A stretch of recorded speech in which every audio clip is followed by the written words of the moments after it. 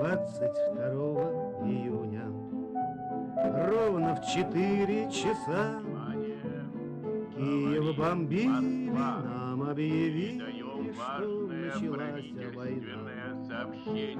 Киев бомбили, нам объявили. On 22nd of June at 4 a.m., Kyiv was bombed, and we were told the war has begun. These are the first words of a very popular and famous song in Soviet and post-Soviet environment. However, the war did not start on June 22nd, 1941. It was in fact just the beginning of another invasion in a conflict that was going on for already almost 2 years. On September 1st, 1941, Poland is invaded by German troops. About 2 weeks later, Soviet Union invades from the east, and both Germany and Soviet Union divide occupied territories. By taking part in this invasion, Soviet Union was able to occupy Ukrainian territories in the west, which until recently were part of Polish Republic. The people in these territories, both the Poles and Ukrainians, were now considered to be the subjects of the Soviet Union. And when almost 2 years later Germany invaded Soviet Union, those of them who decided to join the side of the Germans were now considered to be traitors. In the historical context, such a statement should not make sense. After all, how could a person whose country was invaded by the Soviet Union shortly before now be considered to be a traitor when he joined a fight against this very enemy? Hey, these are the people who allied themselves with Hitler, a person who was about to kill millions of Jews, the most evil person on the planet. Well, the problem is, two regimes are de facto military allies. If you lived under Soviet propaganda, there was no negative information about Hitler or his government. Both countries, Soviet Union and Nazi Germany, were profiting economically and geopolitically, and no state media figure would say anything negative in public about Germany or its government. At last, most of the things that we know about Hitler, the Holocaust, and other war crimes did not happen as of June 22nd, 1941. In the historical context, any person who witnessed the invasion of Soviet Union and was watching as one potentially cruel state was invading another cruel and evil state. After all, if you were a Ukrainian or a Pole or even a Russian, in the context of the mass arrests, executions, the Great Purge of 1930s, as well as other similar events organized by the Soviet leadership, such a development was considered to be possibly a positive one. As a result, is it really surprising that in 1941, many of Soviet citizens, Ukrainians, Belarusians, Russians, Estonians, Lithuanians, and many other ones joined the side of the Hitler? And this is why and how, before the end of this massive war, Germany was able to recruit around 1 million Soviet citizens to its ranks. A desire to fight against the Soviets and achieve independence from Moscow was not the only motivation for the people who worked with the Nazis. Some of such people were just trying to survive. Others used the Nazi occupation to make money or even to get some influence and power. Finally, there were those who used the situation to satisfy their hunger for violence, bloodshed, and to free their sadistic imagination. Many of such individuals became police officers in territories occupied by Germany and its allies. Others became the guards at such infamous places as Auschwitz, Treblinka, Buchenwald, and others. For those who wanted power to take lives of dozens or even hundreds of harmless people at a time, Hitler's idea of final solution provided such an opportunity. In the case of Ukrainian collaborators, for example, their hatred of the Jews was often rooted in their historical background.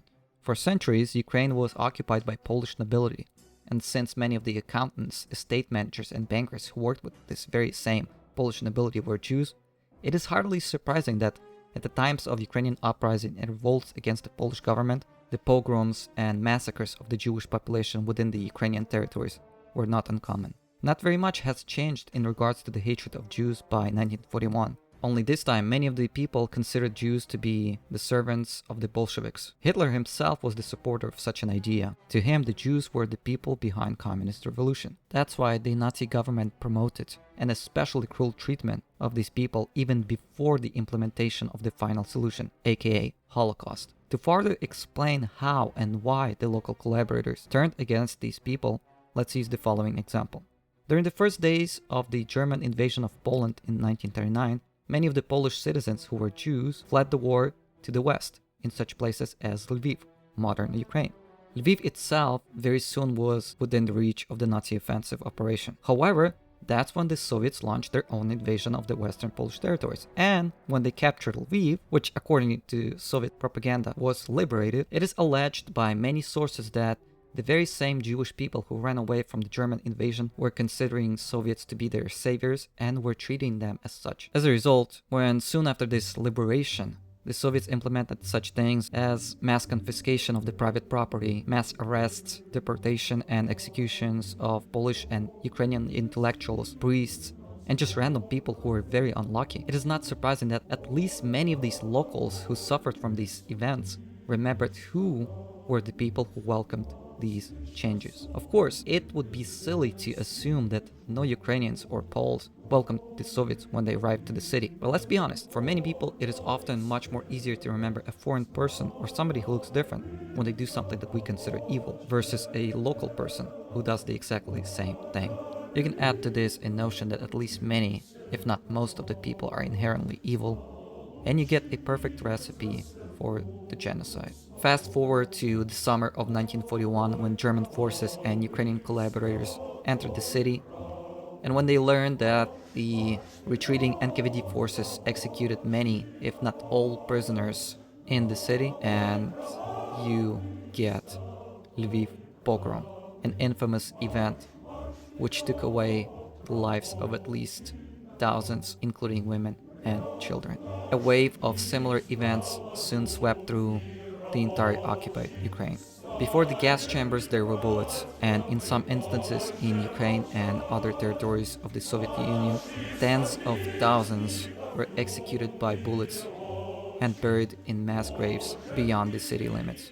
In total, it is estimated that up to 250,000 of Ukrainians fought side by side with Nazi soldiers. For the Russians, this number is approximately the same or a bit higher. In just one Russian formation within Wehrmacht, called Russian Liberation Army, were at least 120,000 soldiers. That's in addition to other units such as SS, Rusland, and even a small squadron of the formerly Soviet Russian pilots who flew into combat on the side of the Germans. Among these pilots who were Russians, or even those who were previously awarded the highest Soviet military award, the title of the Hero of the Soviet Union. There's also one fact that needs to be considered. Less than 8% of Russian territories came under German control and thus were available to conduct recruitment campaigns on behalf of the Nazi armed forces. Meanwhile, the entire territory of Ukraine was occupied for years. Therefore, it is absolutely guaranteed that if more of Russian territory was taken by the Germans, there would be many more Russians within the ranks of the Wehrmacht, SS, or anti-partisan detachments.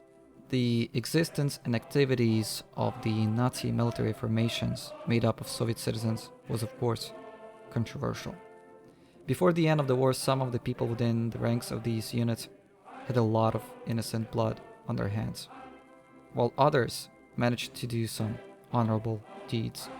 In the case of the Russian Liberation Army, for example, its combat history ended when these Russians who joined Nazis turned their weapons against the Germans during the Prague Uprising and came to the rescue of the Czech resistance. In another example, the Armenians from the 812 Battalion, which was also made of collaborators, have saved some Jews and even some Soviet and American soldiers.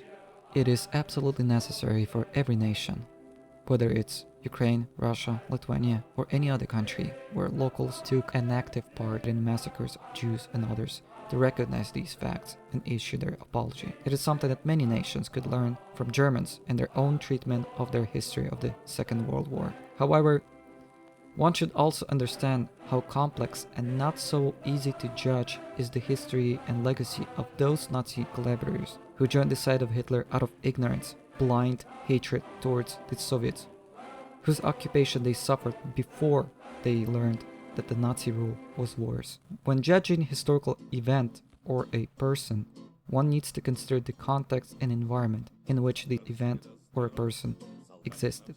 With this being said, of course the same rule should be applied to everyone, even not just German, but also SS soldiers of the Second World War, some of whom don't deserve our hatred, but our respect. But about this, I will talk in my next video. Солдаты группы «Центр» на первый, второй, рассчитайся, первый, второй. Первый шаг вперед и в рай, первый, второй, а каждый второй тоже герой.